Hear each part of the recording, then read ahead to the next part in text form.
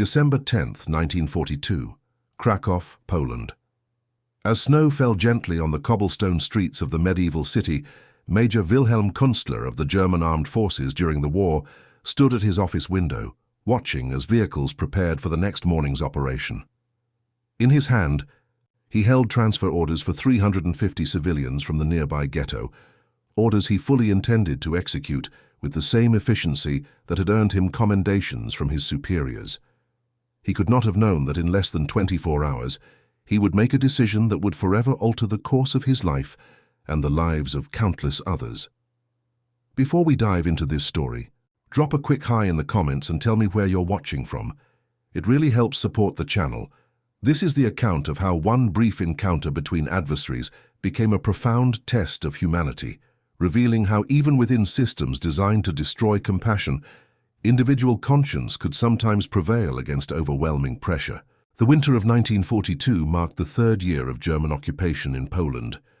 The historic city of Krakow, once a vibrant center of Polish and Jewish culture, now operated under the strict control of the occupation authorities. The medieval architecture remained, but the spirit of the place had been fundamentally altered. Street signs were now in German, curfews were strictly enforced, and the Jewish population had been confined to a crowded ghetto in the Podgorza district. Major Wilhelm Kunstler, 42 years old, had been stationed in Krakow for 14 months. A career military officer from Dresden, Kunstler had served in the German army since 1920. His record showed a competent, disciplined officer who followed orders without question. Neither particularly zealous nor rebellious, Kunstler represented the professional military class that had accommodated itself to the current regime while maintaining a certain personal distance from its most extreme ideological elements. His office in the former Wawel Castle, the historic seat of Polish kings now requisitioned as military headquarters, was sparsely decorated. A photograph of his wife Elsa and their two daughters, aged 13 and 16, sat on his desk alongside military manuals and administrative paperwork. A small landscape painting of the Saxon countryside, reminiscent of his homeland, hung on one wall. On this particular evening, Kunstler was reviewing the details for tomorrow's transport operation. According to his orders, 350 residents from the ghetto were to be transferred to a labor camp near Płaszów. The paperwork specified that they were to be selected based on their ability to work in industrial settings, primarily metalworkers, carpenters, and other skilled laborers. Kunstler's adjutant, Lieutenant Stefan Brandt, entered the office with a stack of forms requiring signatures. "The trucks are confirmed for 0600 hours, Major," Brandt said, placing the documents on the desk. "Captain Richter will oversee the selection process with Dr. Hoffman evaluating physical fitness. We expect to complete the loading by noon." Kunstler nodded while signing the requisition forms. "Any security concerns?" "None anticipated, sir. The ghetto administration has been instructed to prepare the required number. They understand cooperation is in their interest." This was routine. Since the establishment of the ghetto, there had been regular transports of workers to various facilities. The system was well established and operated with mechanical efficiency. Tomorrow would be no different, or so Kunstler believed. After Lieutenant Brandt departed, Kunstler gathered his coat and gloves. It was past 8 in the evening, and he had been invited to dine with Colonel Weber, the district commander, at a restaurant that had been appropriated for exclusive use by German officers. These social obligations were part of military life, particularly for officers of Kunstler's rank, and while he rarely enjoyed them, he understood their importance for his career. The restaurant, formerly one of Krakow's finest establishments, had been renamed Zum Adler, the Eagle. It served German cuisine prepared by Polish staff under the supervision of a chef brought from Munich. As Kunstler entered, the warmth and aroma of roasted meats and potatoes contrasted sharply with the bitter cold outside. Colonel Weber, a heavy-set man in his 50s with thinning grey hair, greeted Kunstler warmly. "Ah, Wilhelm, punctual as always. Come, join us. We've acquired some excellent wine from France." The dinner party included several other officers and 2 civilian administrators. The conversation flowed predictably. Complaints about the winter weather, discussions of the progress on the Eastern Front, and anecdotes about life in garrison. Kunstler participated minimally, offering appropriate responses when addressed directly, but otherwise focusing on his meal. During dessert, Colonel Weber turned the conversation to the next day's operation. "I understand you're handling another labor transport tomorrow, Kunstler," Weber said between spoonfuls of apple strudel. "Yes, Colonel. 350 workers for the Płaszów industrial sector." "Good, good. That project is behind schedule. Berlin has been asking questions." Weber lowered his voice slightly. "Between us, I've heard they're planning to expand the entire operation. We'll need to increase the transports in the coming months," Kunstler nodded. "My department can handle the logistics when the orders come through." "Excellent. That's why I value your work, Wilhelm. No fuss, no complications, just results." Weber raised his glass. "To efficiency." The other officers joined in the toast. Kunstler lifted his glass mechanically, his mind already turning to the practical details of the next day's tasks. By 11:30 that evening, Kunstler was walking back to his quarters in a requisitioned apartment building that housed several dozen German officials. The snow had intensified, and the streets of Krakow were deserted under the curfew. The only sounds were the distant footsteps of patrols and the soft crunch of snow beneath his boots.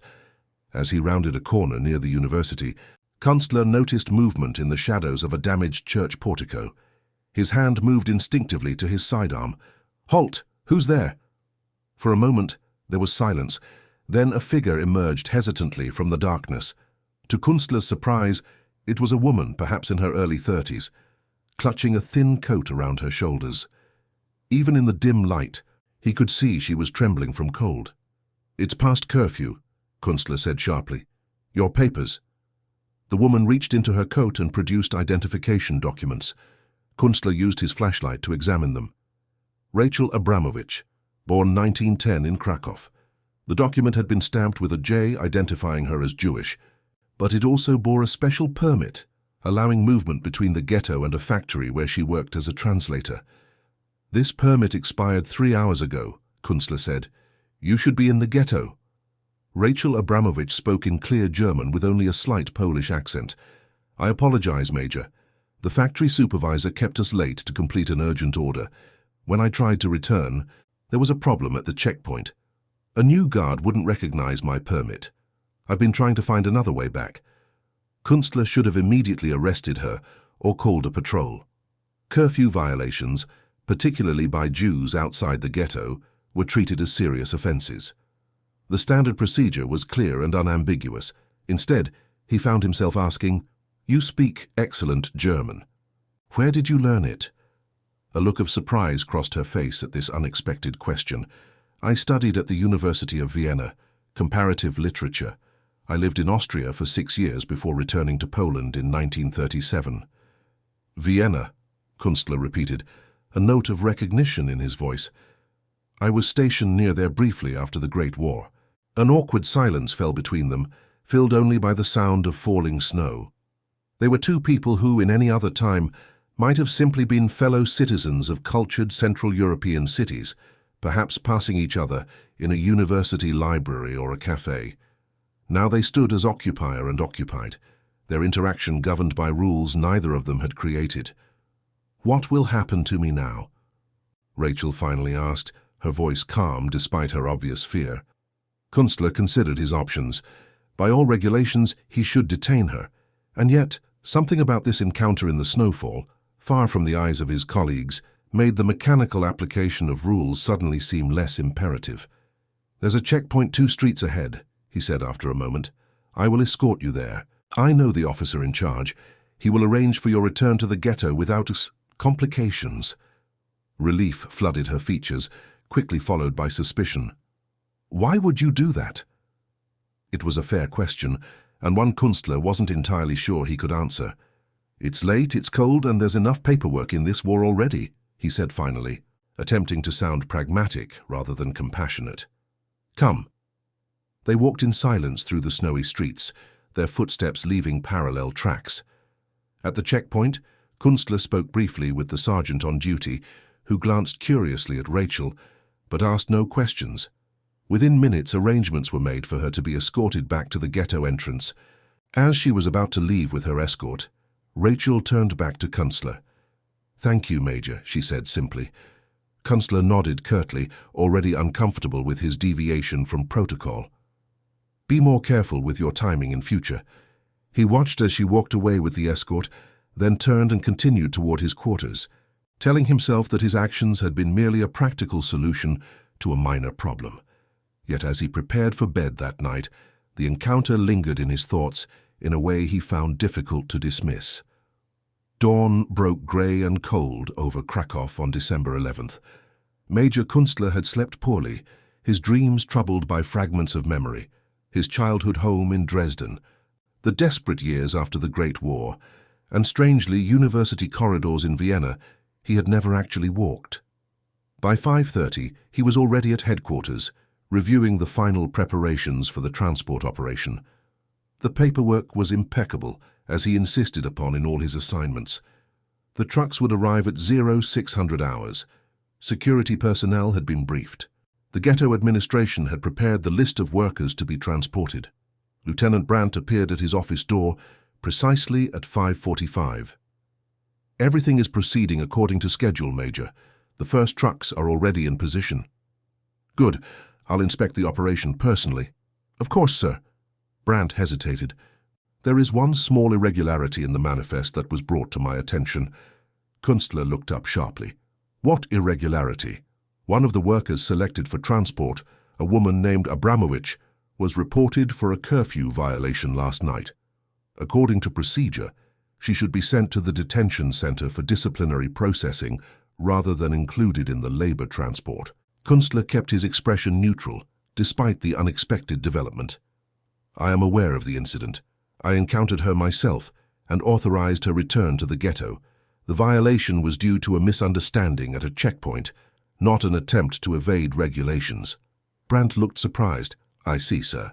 But the standard protocol—" "The woman is a trained translator working at the Steinmann factory," Kunstler interrupted, improvising quickly. "Her skills are more valuable at the industrial site than in a detention center. I've already approved an exception." "Yes, sir," Brandt replied, clearly recognizing that the matter was closed for discussion. "The transport preparations continue as planned, then." At 6:15, Kunstler arrived at the ghetto entrance on Limanowskiego Street. The scene was grimly familiar. Military trucks with canvas coverings, armed guards positioned strategically, and officials checking documents against their lists. On the other side of the checkpoint, hundreds of people had been gathered, standing in formation, as they had been trained to do during previous transports. Kunstler nodded to Captain Richter, who was overseeing the selection process. "Progress report?" "On schedule, Major," Richter replied. "We've processed the first 100 already. No incidents. Dr. Hoffman is examining them efficiently." Kunstler observed the procedure from a short distance. Each person was called forward by name, had their identification verified, underwent a brief medical inspection, and was directed to one of the waiting trucks. The system operated with the mechanical precision of a well-designed machine, processing human beings as though they were inanimate cargo. As he watched, Kunstler found his attention drawn to the waiting lines. He scanned the faces, telling himself he was simply monitoring for potential security issues, but in truth, he was looking for one specific person. He spotted her in the third line. Rachel Abramovich stood straight-backed and composed, clutching a small bundle of possessions like the others. Their eyes met briefly across the distance. She gave no sign of recognition, and Kunstler quickly looked away, suddenly conscious of how inappropriate it would be to acknowledge their previous encounter. The loading continued throughout the morning. Kunstler moved between different checkpoints, signed documents, conferred with officers, and generally performed all the duties expected of him. Yet his attention repeatedly returned to the third line, where Rachel was slowly advancing toward the inspection point. At approximately 10:30, Rachel reached the front of her line. Kunstler positioned himself near enough to observe without appearing to take special interest. Captain Richter checked her documents. "Rachel Abramovich, translator, Steinmann factory," Richter read aloud, then consulted another list. "Ah, there's a notation here. You were cited for a curfew violation yesterday evening." Kunstler tensed, but maintained his neutral expression. Rachel responded calmly. "There was a misunderstanding at the checkpoint. It was resolved by an officer. Richter looked skeptical. That's not what the report... The matter has been addressed, Captain, Kunstler interjected, stepping forward. I personally authorized an exception due to her specialized skills needed at the industrial site. Richter straightened. Of course, Major, I wasn't aware. Proceed with the processing, Kunstler said, then turned away, conscious of Rachel's eyes on him. The medical examination was brief, a cursory check that she had no obvious infectious diseases and was physically capable of work. Then she was directed toward truck number 7, which was already half filled with other workers. Kunstler resumed his rounds, deliberately focusing on other aspects of the operation. By noon, the loading was nearly complete. 340 people had been processed, with the final group now undergoing inspection. Lieutenant Brandt approached with an update. We're on schedule to complete the operation within the hour, Major. The first convoy is ready to depart. Good. I'll do a final inspection before... Kunstler was interrupted by a commotion at the main checkpoint. A staff car had arrived, and several officers in the distinctive uniform of the security service were exiting the vehicle. Among them was Sturmbannführer Ernst Krüger, whom Kunstler knew by reputation as a zealous ideologue with authority over special operations in the district. Colonel Weber hurried from his observation position to greet the new arrivals. After a brief exchange, he turned and beckoned urgently to Kunstler. Major Kunstler, Weber said as Kunstler approached, Sturmbannführer Krüger has brought new directives regarding today's transport. Krüger, a thin man with cold eyes, nodded curtly to Kunstler. Major, I understand your operation is nearly complete. Yes, Sturmbannführer. 340 processed with the final group underway. Excellent efficiency, Krüger said without warmth. However, there has been a change of plans from above. This transport will not be going to the industrial site at Płaszów. Kunstler felt a sudden chill that had nothing to do with the December air. May I ask where they will be redirected? To a special processing facility near Bełżec, Krüger replied. The industrial project has been deprioritized. These workers are to be reassigned to agricultural labor camps in the east. Kunstler knew immediately that this was a fabrication. Bełżec was not an agricultural labor assignment. Reports had circulated among officers about the true nature of such facilities, though they were never discussed openly. The clinical euphemisms fooled no one in the command structure. I see, Kunstler said carefully. My orders specified industrial workers for Płaszów. We specifically selected individuals with metalworking and manufacturing skills. Those priorities have changed, Krüger said dismissively. I have the authorization here, signed by General Hauser himself. He produced an official document with the appropriate stamps and signatures. Colonel Weber, clearly uncomfortable with the situation, but unwilling to challenge Krüger, intervened. The Sturmbannführer's orders supersede our previous directives, Major. Please adjust your operation accordingly. Kunstler examined the document. It was indeed authentic and provided Krüger with sweeping authority to redirect transports as he deemed necessary. There was no bureaucratic basis on which to object. Of course, Colonel, Kunstler said, his military discipline reasserting itself. We'll redirect the convoy as ordered. My men will take over escort duties from here, Krüger added. Your troops can return to regular duties once the loading is complete. As Krüger walked away to confer with his own officers, Colonel Weber leaned closer to Kunstler. This comes from very high up, Wilhelm, he said quietly. Best not to ask questions. Kunstler nodded, his face a mask of professional detachment. I understand, Colonel, but as he watched Krüger's men begin to replace his own guards around the trucks, Kunstler was thinking of the 350 people, including Rachel Abramovich, who had been told they were going to work at an industrial site, but were now being sent to a very different destination. He returned to his position overseeing the final processing, his mind racing. There was nothing he could do about the transport as a whole. The orders were clear, the authorization irrefutable.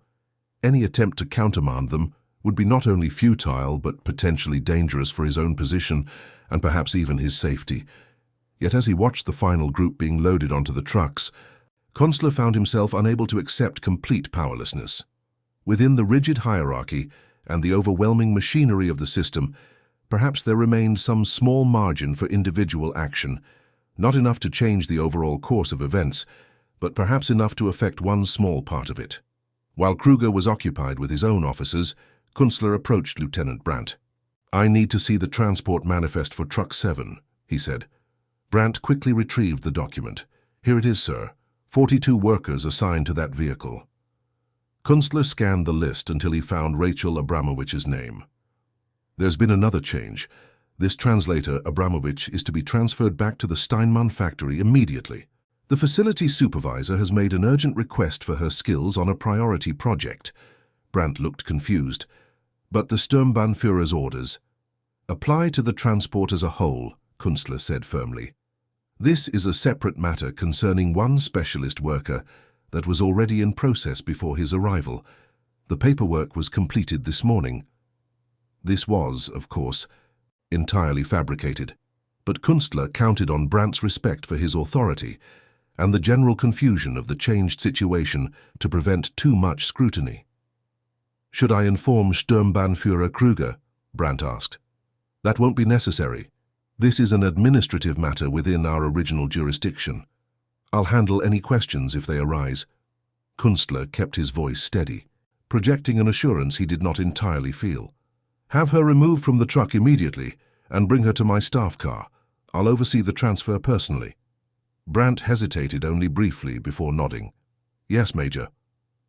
As Brandt hurried toward truck number 7, Kunstler glanced toward Kruger and his men, who were focused on securing the convoy's new route.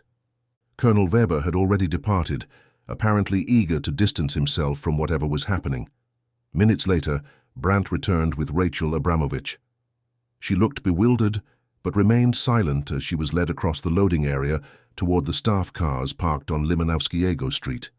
"What's happening?" she asked quietly when they were out of earshot of the main operation.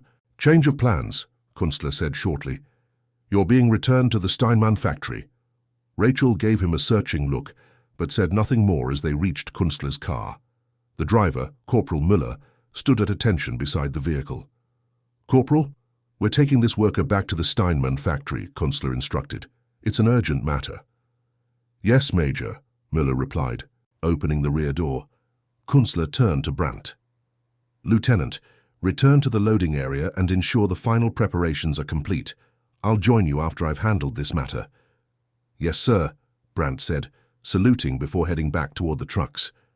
Kunstler directed Rachel into the back seat of the car, then sat beside her as Corporal Müller took the driver's position. As the car pulled away from the ghetto entrance, Kunstler could see the transport trucks being prepared for departure in the rearview mirror. "We're not actually going to the factory, are we?" Rachel asked, once they were moving through the streets of Krakow. Kunstler glanced at his driver, then replied quietly, "No." "Where, then?" "I don't know yet," Kunstler admitted. He had acted on impulse, creating a momentary opening in an otherwise sealed system, but he had no clear plan for what would come next. The car continued through the city center, past the former Jewish quarter of Kazimierz, now largely emptied of its historic population. Kunstler instructed Corporal Müller to drive toward the administrative sector where German offices were concentrated. "Stop at the military administration building," he ordered. "I need to retrieve some documents." When they arrived at the imposing stone structure that housed various German administrative departments, Kunstler turned to the driver. "Wait here, Corporal. This should take approximately 20 minutes." "Yes, Major." Kunstler escorted Rachel into the building, nodding to the guards who saluted him without question. The corridors were relatively quiet, with most officials at lunch or occupied with their duties behind closed doors. He led her to a small office used for document storage. Once inside, he closed the door and finally allowed his composed facade to crack slightly. "The transport has been redirected," he said in a low voice, "not to an industrial site." Rachel's expression showed she understood the implications immediately. "Where are they being sent?" "Belzec." She closed her eyes briefly. "And the others? The 349 others?" The question struck Kunstler like a physical blow. In his moment of improvised action, he had not fully confronted the reality of what he was and was not doing, saving one person while hundreds of others continued toward their fate. "I cannot stop the transport," he said, the words sounding hollow even to his own ears. The orders come from General Hauser himself. Then why me? Rachel asked, her voice barely above a whisper. Why save one random person? Kunstler had no adequate answer. Was it because he had spoken with her the night before? Because she had briefly become a person to him rather than an abstract category? Was it some vestige of the values he had been raised with before the current regime took power? Or was it simply an assertion of personal agency within a system that demanded complete submission? You're not random, he finally said. I know your name, and you speak German. It was an insufficient explanation for a decision that defied logical analysis, but it was all he could offer. What happens now? Rachel asked. This was the critical question, and Kunstler had been formulating an answer since the moment he had ordered her removal from the truck. What he was contemplating went far beyond a minor procedural irregularity. It would constitute deliberate sabotage of the system he had sworn to uphold. There's a medical research facility at the university, he said after a moment of consideration. They use civilian translators for their documentation. I can create papers assigning you there as an essential worker. It would remove you from the transport lists permanently. Why would you risk this for a stranger? Rachel asked, studying his face as though searching for some hidden motive. Kunstler turned away from her scrutiny and began examining the filing cabinets. We don't have time for philosophical discussions. I need to find the right forms. He located the necessary papers: requisition forms for specialized civilian workers, medical exemption certificates, and residence authorizations.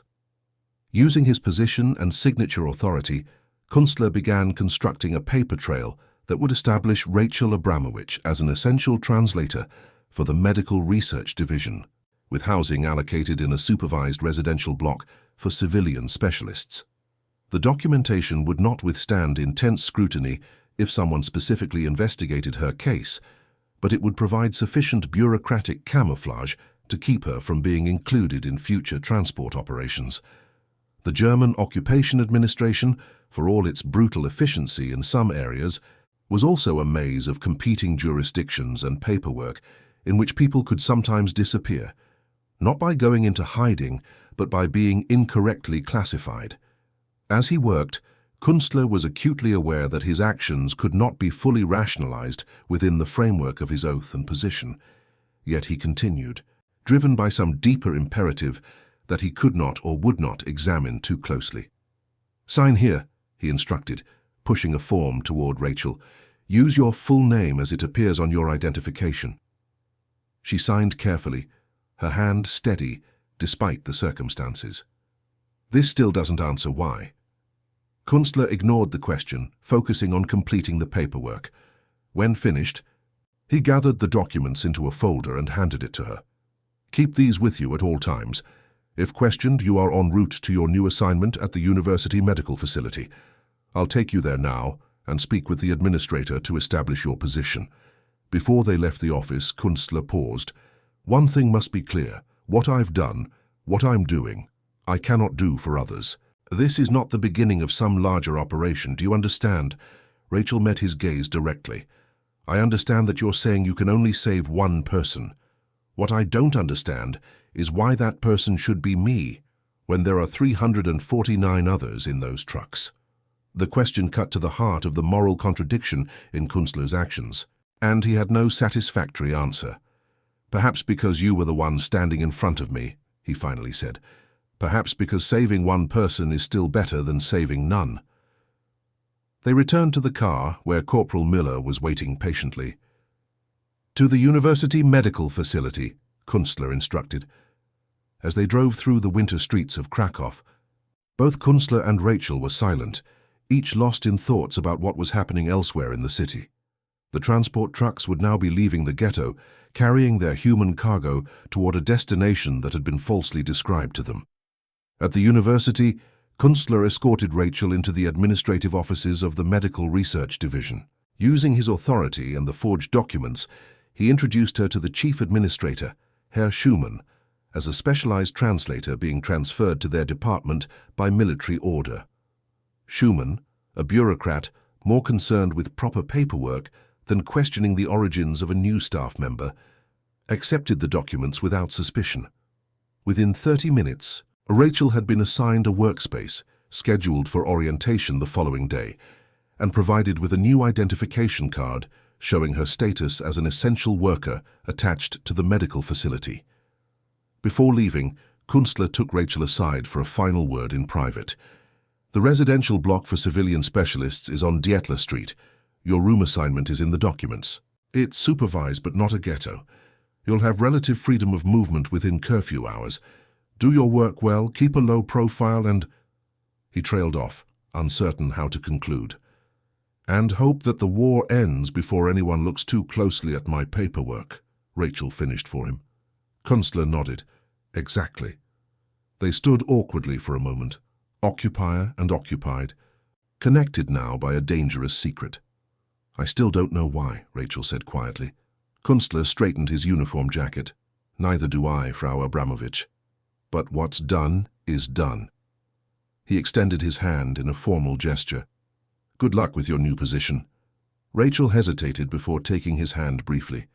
"Thank you, Major Kunstler." With that, Kunstler departed, returning to his car where Corporal Müller waited. "Back to headquarters," he ordered, his voice betraying none of the turmoil beneath his composed exterior. As the car pulled away from the university, Kunstler did not look back at the building where Rachel stood watching from a window. His mind was already turning to what would come next, the reports he would need to falsify, the questions he might face, the precarious path he would need to navigate. The transport to Belzec had proceeded without his presence. By now, the trucks would be well on their way. 349 people who had expected to be working in factories were instead heading toward a fate that Kunstler, despite his position, could not alter. He had saved one person through an impulsive decision that contradicted everything his position represented. It was simultaneously a profound moral action and an almost meaninglessly small one against the backdrop of what was happening across Europe. Back at his office in Wawel Castle, Kunstler found Lieutenant Brandt waiting with a stack of reports requiring his signature. "The transport departed at 1400 hours, Major," Brandt reported. "Sturmbannführer Krüger's men took over escort duties as planned."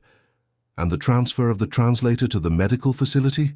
Kunstler asked, maintaining his facade of routine administration. "Completed as you ordered, sir. I've noted it in the manifest adjustments." Kunstler nodded, suppressing his relief that Brandt had accepted the fabricated explanation without question. "Good. Let's finish the documentation so we can close this file." That evening, as snow began falling again over Krakow, Major Wilhelm Kunstler sat alone in his quarters, a glass of schnapps untouched beside him. On his desk lay a half-written letter to his wife in Dresden, the words failing to come as he struggled to describe his days in terms she would recognize.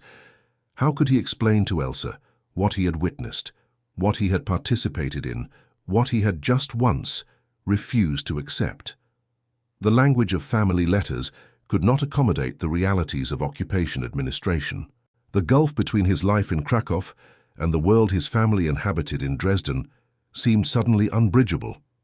Kunstler put the letter aside and instead opened his journal. He had maintained this private record since his military service began, a habit from his early days as an officer. In it, he was more honest than anywhere else, though still cautious about what he committed to paper. He wrote simply, "December 11, 1942. Today I made a choice. One life preserved amid countless others lost. Is this redemption or merely self-deception? The machinery continues regardless. History will judge us all, and I fear its verdict." In the weeks and months that followed, Major Kunstler maintained his position while carefully monitoring the status of Rachel Abramovich at the medical facility. Their paths rarely crossed, and when they did, they acknowledged each other only with the formal distance appropriate to their respective positions. The paperwork he had created held firm. Rachel's position as a translator became established, her presence at the university accepted as routine. She survived the war in that capacity, one of the few Jewish residents of Krakow to remain in the city throughout the occupation. Kunstler himself was transferred to the Western Front in 1944 as the military situation deteriorated. He survived the war and surrendered to American forces in April 1945. During his subsequent debriefing and denazification proceedings, Kunstler made no mention of Rachel Abramovich or his actions on December 11, 1942. It was, in the grand accounting of the war, too small an act to seem significant amid the overwhelming horror of what had occurred across the continent. Yet for one person, it had made all the difference. After the war, Rachel emigrated to the United States, where she became a professor of European literature at a university in Massachusetts. In 1952, she published a memoir about her experiences during the occupation of Poland. In one chapter, she wrote about a German officer who, for reasons I never fully understood, chose to remove me from a transport bound for Bełżec and place me instead in a protected position at the university. She continued, "This act, which saved my life while thousands of others perished, exemplifies the profound moral ambiguity of that terrible time. Was this officer a good man? I cannot say.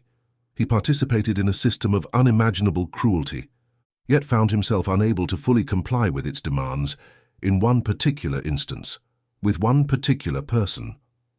Perhaps this suggests that even within the most dehumanizing systems, some spark of recognition of common humanity may survive. Or perhaps it merely shows the arbitrary nature of fate during those darkest of days." Wilhelm Kunstler never read Rachel's memoir. He lived quietly in a small town near Hamburg until his death in 1974, working as an accountant and rarely speaking about his wartime service. His family knew him as a reserved but caring father and grandfather, devoted to his garden and his books. Among his possessions, discovered after his death, was a small notebook containing pressed snowflakes collected during winters in various places he had been stationed. Next to one, dated simply Krakow, December 1942, he had written a quotation from Goethe.